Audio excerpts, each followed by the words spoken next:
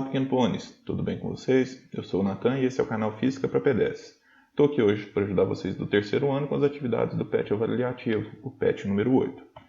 Bom, o que vai ter no vídeo, gente? Basicamente são 6 questões que a gente vai resolver aí. Vou tentar lembrar os pontos principais de cada uma para a gente poder resolver e revisar ao mesmo tempo, tá?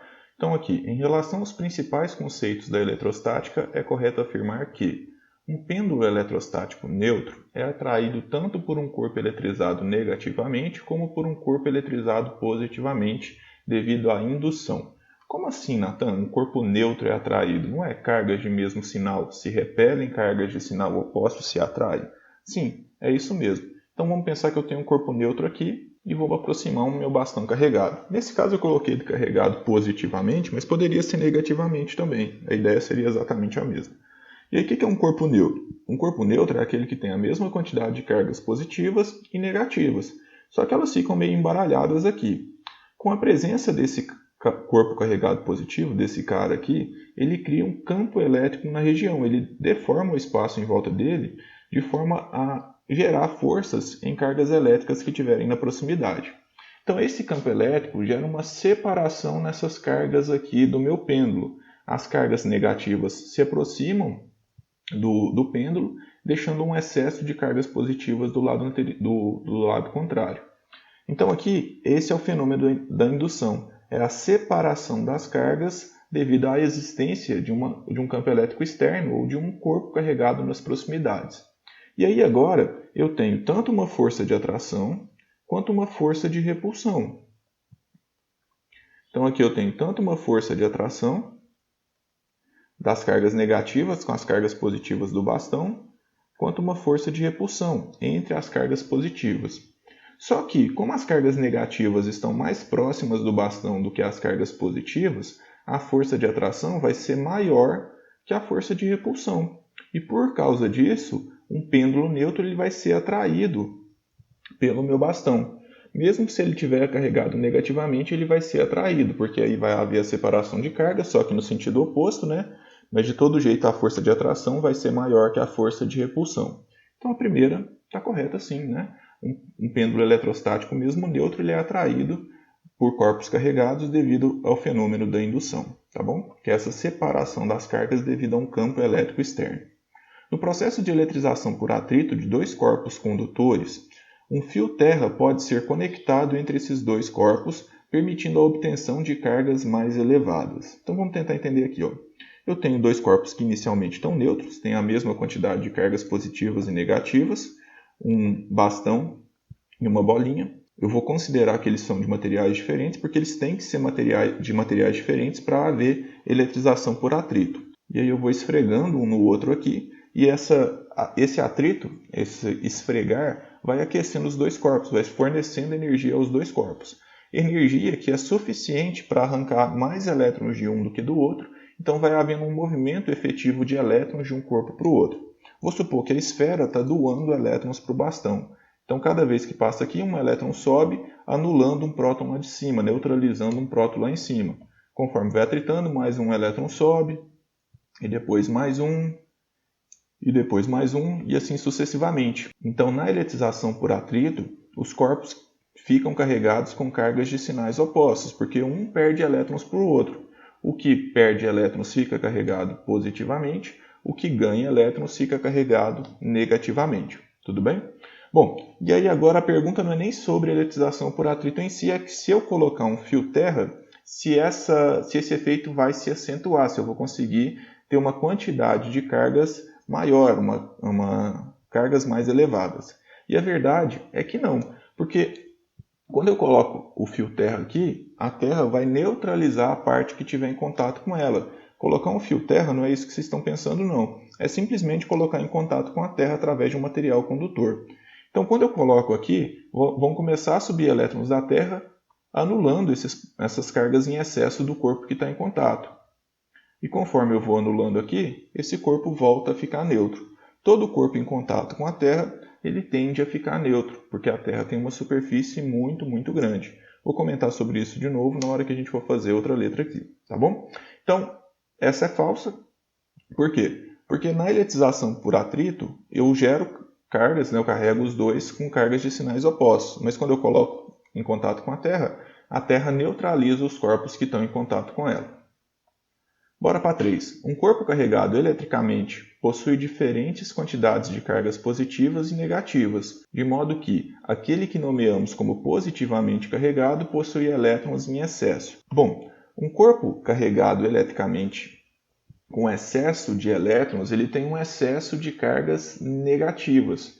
Um corpo positivamente carregado, ele tem uma diferença entre prótons e elétrons, sim. Um corpo carregado, ele não tem só cargas daquele tipo, ele tem as duas, só que uma quantidade a mais da carga do tipo que ele está carregado. Então, por exemplo, um corpo carregado positivamente, ele tem tanto prótons quanto elétrons, mas ele tem mais prótons do que elétrons e por isso gera esse efeito macroscópico nele de carga. Corpos carregados negativamente, como esse da imagem aqui, eles têm mais cargas negativas do que positivas. Essas cargas negativas, por se repelirem, elas tendem a ficar na superfície externa do corpo, porque elas querem ficar o mais distante possível uma das outras. Então, um corpo carregado positivamente, ele não possui um excesso de elétrons, e sim um excesso de prótons. Beleza? Então, próxima, letra D. Os conceitos de campo elétrico e de potencial elétrico são bastante semelhantes, visto que ambos envolvem o conhecimento da intensidade, da direção e do sentido de aplicação dos vetores de campo e potencial elétrico. Essa está errada por quê? Porque campo elétrico é uma grandeza vetorial. O que significa campo elétrico ser uma grandeza vetorial? Significa que ele tem essas características que a alternativa mencionou. Ele tem intensidade, que é o valor dele, é o módulo dele. Ele tem direção, que está relacionada ao ângulo que ele faz, né, a inclinação que ele tem, e o sentido, que é para onde de fato ele aponta. Então o campo elétrico ele é uma setinha que tem tamanho, tem direção e tem sentido. Já potencial elétrico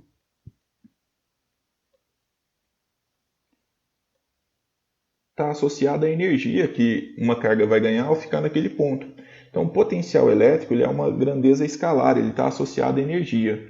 O campo elétrico ele gera forças, ele gera grandezas vetoriais. Então, quando a carga é positiva, a carga aponta para o mesmo lado do campo. Quando a carga é negativa, ela aponta para o lado contrário ao campo. Então, o campo ele aponta, ele tem direção e sentido. A energia não aponta, ela só é calculada, né? Então, o potencial elétrico ele tem apenas intensidade. Ele não tem direção e sentido. Energia, ela não aponta para lado nenhum.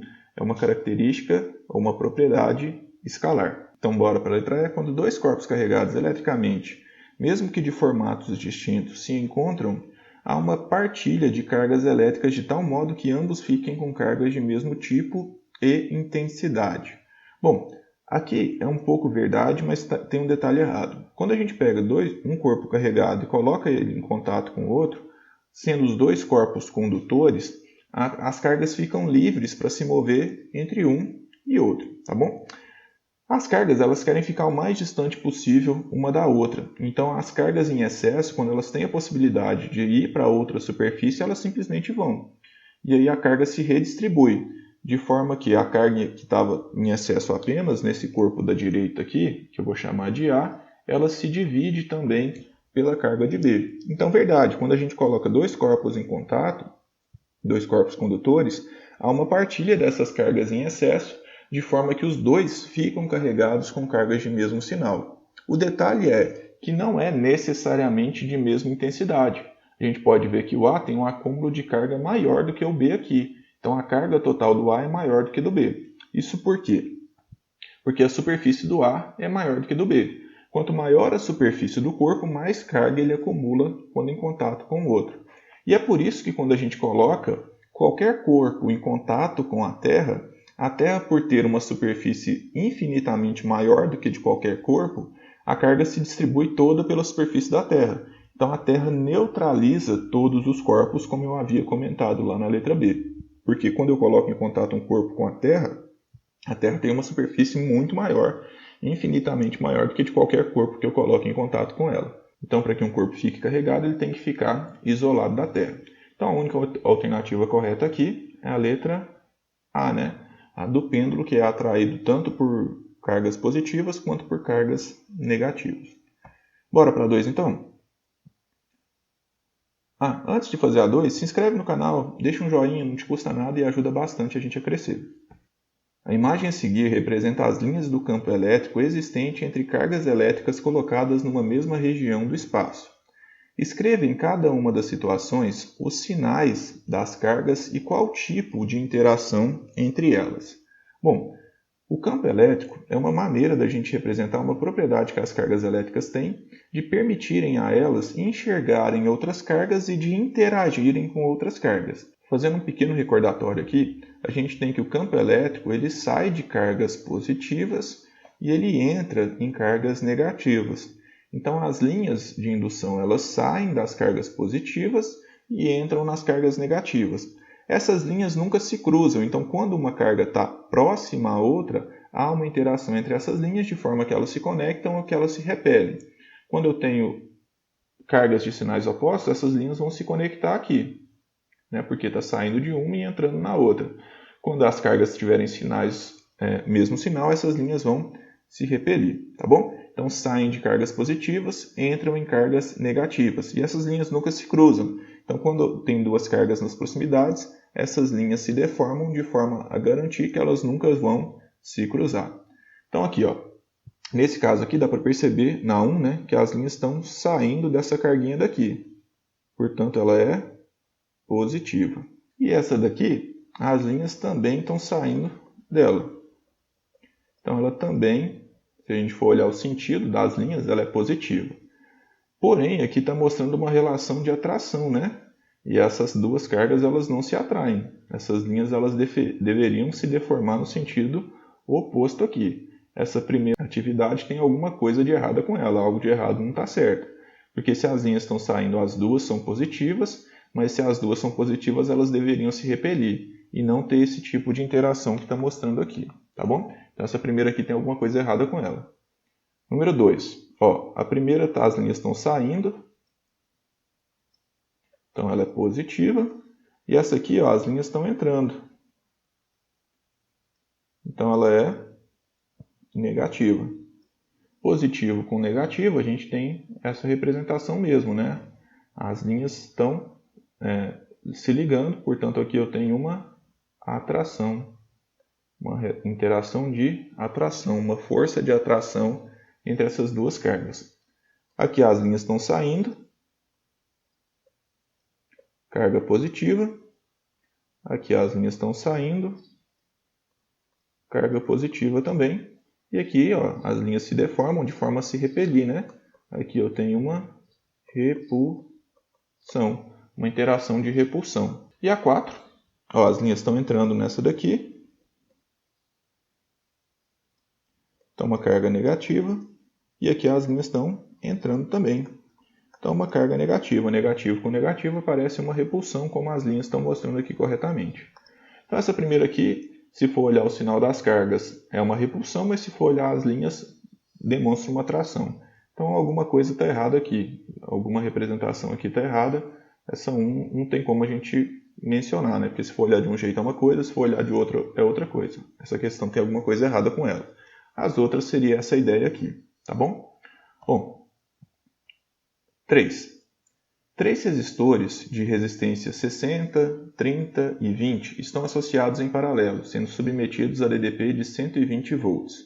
A resistência equivalente da associação é... Galera, eu fiz um vídeo sobre isso já, vou deixar aqui no e-card para que vocês possam ver, relembrar o que são resistores, como eles se associam, associação em série, associação em paralelo, que eu já vou fazer um pouquinho mais direto, tá? Mas se vocês tiverem qualquer dúvida, se vocês quiserem revisar, não deixem de ver o vídeo que vai ajudar bastante vocês. Então aqui, a resistência equivalente é uma resistência que faz o papel dessas 3. Quando a gente tem em paralelo, a gente acha essa resistência equivalente somando o inverso das resistências. Então vai ser 1 sobre a resistência equivalente é igual a 1 sobre R1 mais 1 sobre R2 mais 1 sobre R3. R1 vale 60, R2 vale 30 e R3 vale 20. Tem que tirar o mínimo múltiplo comum dessa galera aqui, né? O mínimo múltiplo comum é 60. 60 dividido por 60 dá 1, vezes 1, 1. 60 dividido por 30 dá 2, vezes 1, 2. 60 dividido por 20 dá 3, vezes 1, 3. Então, eu tenho que 1 sobre a resistência equivalente é igual a 6 sobre 60. Multiplicando cruzado, 6 resistência equivalente é igual a 60. O 6 vai passar dividindo, né? 60 dividido por 6 é igual a 10 ohms. 10 ohms, o que é isso, Nathan? Quer dizer que se eu trocasse essas três resistências por uma de 10 ohms, eu teria uma resistência que teria o mesmo papel, que faria a mesma coisa que essas três estão fazendo juntas. Mais ou menos assim. Então essa resistência de 10 ela faz o mesmo papel do que aquelas outras ali. E também está submetida a 120 volts. Tá certo? Bora para a letra B. A corrente total do circuito. Como que eu vou calcular essa corrente total do circuito? Fica mais fácil se a gente pensar nessa resistência equivalente. Quando eu tenho uma resistência, né, e ela está submetida a uma diferença de potencial, quando eu tenho um circuito fechado e ele está submetido a uma diferença de potencial, começa a passar uma corrente elétrica por ele. O cálculo dessa corrente elétrica é feito pela lei de Ohm, né? V é igual a R vezes I. A voltagem desse circuito mais simples aqui, desse circuito de baixo, é 120. A resistência é 10 vezes a corrente, que é o que eu quero descobrir. Esse 10 que está multiplicando vai passar dividindo. Então, eu tenho que I é 120 dividido por 10, que vai dar 12 amperes. E aí a gente vai para a letra C. Ele quer que eu calcule a corrente em cada um dos resistores. Esses 12 amperes que passam pelo circuito, eu poderia representar só como um, mas agora ele quer sobre os três. Então, eu tenho que pensar nessa perspectiva aqui. Ela vai se dividir, passando um pouco para cá, passando um pouco por aqui e passando um pouco aqui por baixo. De antemão, a gente pode falar que quanto maior for a resistência, mais difícil é da corrente elétrica passar por aquele fio. Portanto, menos carga vai passar, menos corrente elétrica vai passar. Poderia falar que I3 é maior do que I2, que é maior do que I1, respectivamente. Mas eu quero saber o valor, né? Como que a gente vai saber o valor? É também utilizando a lei de Ohm. A gente tem que cada um desses resistores, como eles estão em paralelos, estão sujeitos à mesma diferença de potencial AB da fonte. Então, todos eles também estão sujeitos a uma diferença de potencial de 120 volts. Vou dar nome para eles, né? Eu já tinha dado, mas não tinha colocado aqui. Esse vai ser o R1, esse vai ser o R2 e esse vai ser o R3. Então, a gente vai fazer primeiro para R1, depois para R2 e depois para o R3. E aí, com isso, a gente vai calcular a corrente que passa em cada um dos resistores. Para o primeiro, tem que V é igual a R vezes I, né? Então, vai ser R1 vezes I1. Essa voltagem é 120 volts, a resistência 1 é 60 vezes I1. I1 vai ser 120 dividido por 60, que dá 2 amperes. Então, aqui a gente tem 2 amperes. A resistência R2, V é igual a R2 vezes I2. A voltagem é 120, porque é uma associação em paralelo, né? Essa resistência vai ser 30 vezes a corrente 2. Essa corrente 2 vai ser 120 dividido por 30, que dá 4 amperes. Ou seja, I2 é igual a 4 amperes. Eu vou calcular aqui para I3, mas a gente já sabe o valor. Ó. Se chegava a 12, foi 2 em cima, tem só 10. Veio 4 para cá, agora tem só 6. Então aqui embaixo vai ter que ser 6 amperes, porque a mesma quantidade de corrente que está chegando aqui tem que estar saindo, né? A carga não vai simplesmente sumir, os elétrons não vão sumir, então os que estão chegando tem que sair. Se chega 12 amperes aqui, sai 12 amperes. É conhecido como lei dos nós, tá bom? Então vamos fazer para o I3 aqui só para garantir que vai ser o 6 mesmo. V igual a R3 vezes I3. Esse V é o 120, né? Uma associação em paralelo. Esse R vale 20 vezes I3. I3 vai ficar igual a 120 dividido por 20, que vai dar 6 amperes. Então, 6, 4 e 2 amperes. Bora para de número 4. Ó, durante a reforma da residência, uma casa decidiu que seria prático poder acender a luz do quarto acionando um interruptor ao lado da porta e apagá-lo com outro interruptor próximo à cama. Um eletrotécnico explicou que esse sistema, usado para controlar uma lâmpada a partir de 2 pontos, é conhecido como circuito de interruptores paralelos. Como deve ser feita a montagem do circuito da lâmpada no quarto desse casal? Então aqui, galera, o que a gente tem que ter é 2 circuitos independentes, né? 2 maneiras que eu possa conectar e desconectar a lâmpada de forma independente. Nesse primeiro aqui, quando os interruptores estão dessa forma, a lâmpada está apagada. Se eu apertar nesse daqui, ele vai mudar para cá e aí eu vou fechar o circuito, então a lâmpada vai acender. Mas se eu apertasse nesse daqui, de todo jeito a lâmpada não acenderia. Então eu só consigo acender a lâmpada nesse interruptor nessa situação, mas eu não consigo acender ela no outro. E na hora de apagar eu apago em qualquer um. Mas essa conexão aqui não está certa, porque apesar de eu conseguir ligar ele clicando nesse interruptor de cá e desligar em qualquer um dos dois, eu não tenho circuitos independentes. Na letra C, quando eu fecho esse interruptor daqui, eu fecho o circuito da lâmpada e ela acende. E aí, não interessa o que eu fizer nesse daqui, né? Eu posso subir ou descer ele, que esse circuito aqui vai continuar fechado. E aí, a lâmpada vai continuar acesa. E aí a lâmpada vai continuar acesa, né? Então eu não consigo apagar a lâmpada em outro interruptor quando ela já estiver acesa, e isso não é o que eu quero. Letra D. Olha só, se eu conectar os 2 interruptores na parte de baixo, a lâmpada nem faz parte do meu circuito, né? O meu circuito ficaria em curto-circuito, teria uma grande chance disso aqui pegar fogo. Então nesse caso aqui não funcionaria, né? Letra E. Esse aqui, pela montagem que está aqui, dá para ver que se eu apertar esse interruptor daqui, para cima ou para baixo, eu não vou conseguir acender a lâmpada, né? Nesse caso a lâmpada está apagada porque o circuito está aberto, mas mesmo se eu mudar daqui para cima ou para baixo, eu não vou conseguir acender a lâmpada, então ela também não vai funcionar. Então a resposta certa é a letra B. Mas por que disso? Porque nessa situação que está aqui, a lâmpada está apagada. Por quê? Porque o circuito está aberto, né? Eu não consigo andar nem por aqui e nem por aqui. Mas se eu mudar esse interruptor daqui para baixo, o circuito vai se fechar por aqui. E a lâmpada vai acender. Beleza. Se eu mudar esse daqui para cima, a lâmpada também vai se acender, porque eu vou conseguir mudar o meu circuito. Vou conseguir fechar o meu circuito por aqui. E aí depois da lâmpada estar acesa aqui, qualquer um dos dois que eu apertar, eu vou abrir o circuito. Então a lâmpada vai se apagar em qualquer um dos dois. A única montagem que descreve o que a pessoa queria é a letra B, portanto, né? Que eu tenho 2 circuitos que são independentes. Eu consigo desligar e ligar a lâmpada em qualquer um dos 2 interruptores. Bora para o número 5. Com relação ao campo magnético terrestre e a orientação geográfica, analise as alternativas abaixo e assinale o que for correto. Galera, então a gente tem a Terra aqui e a gente sabe que todas as bússolas apontam para o norte, ou na verdade para próximo ao norte. Mas a bússola, na verdade, nada mais que é um ímã, né? E os polos opostos de um ímã se atraem. Então, se a Terra tem a capacidade de atrair o polo norte de todas as bússolas por norte dela, é porque a Terra também é um ímã. A Terra é um ímã que aqui em cima tem um sul. Por que tem um sul? Um sul magnético? Porque se todo o polo norte das bússolas apontam para o norte, quer dizer que eles são atraídos por aqui. E o norte de uma bússola é atraído por um sul magnético.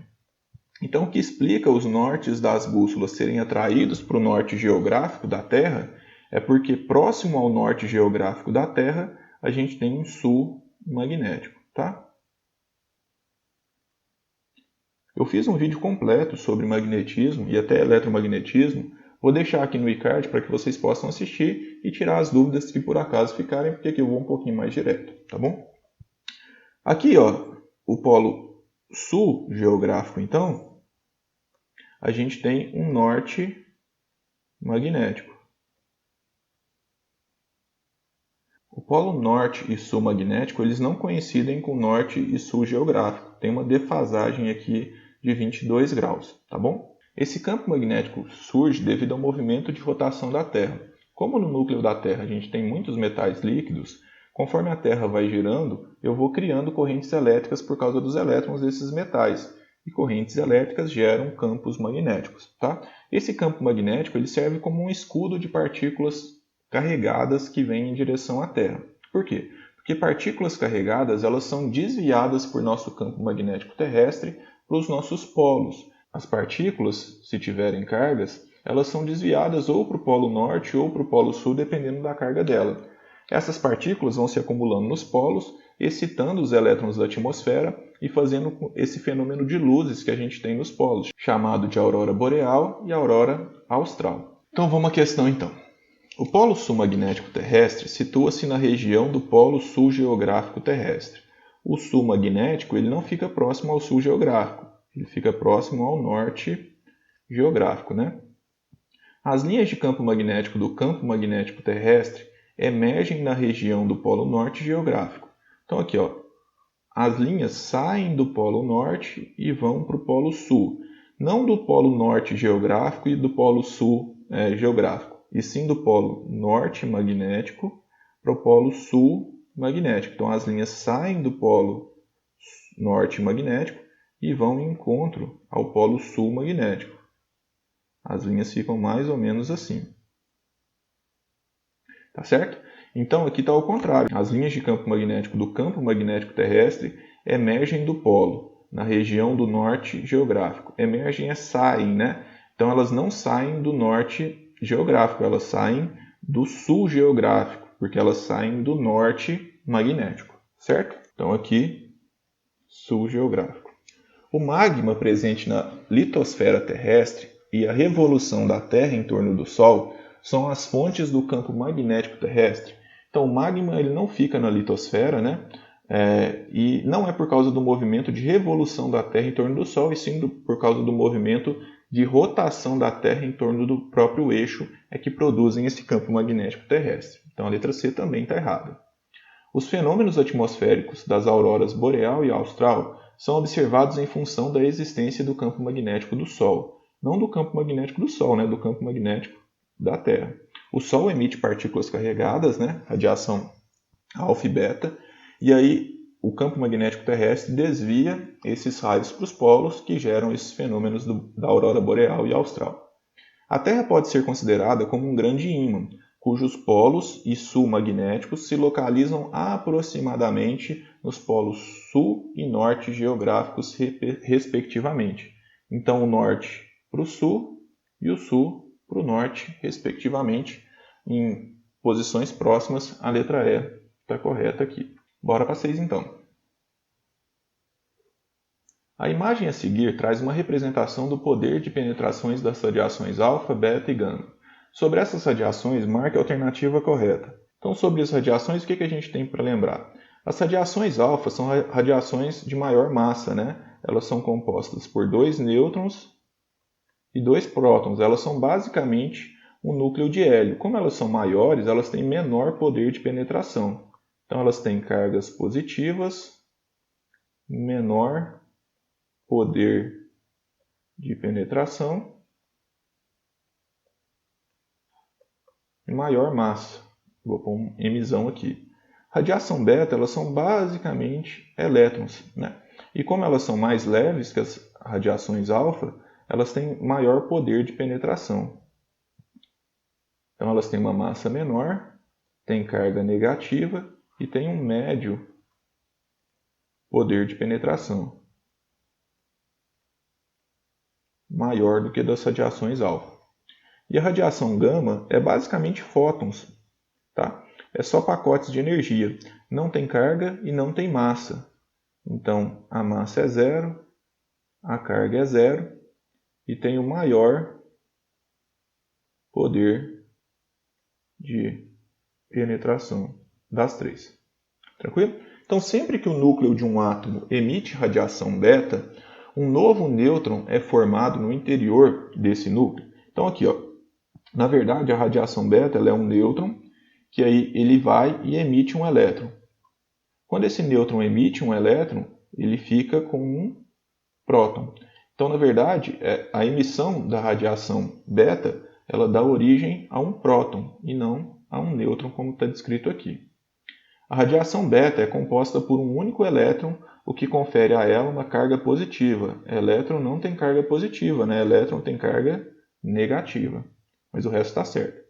As radiações alfa são formadas por 2 prótons e 2 elétrons. Não, né? 2 prótons e 2 nêutrons. O que confere a ela a menor massa. Não, tem a maior massa de todas, entre os tipos de radiação. As partículas gama são radiações eletromagnéticas que não possuem carga elétrica e nem massa. Isso, né?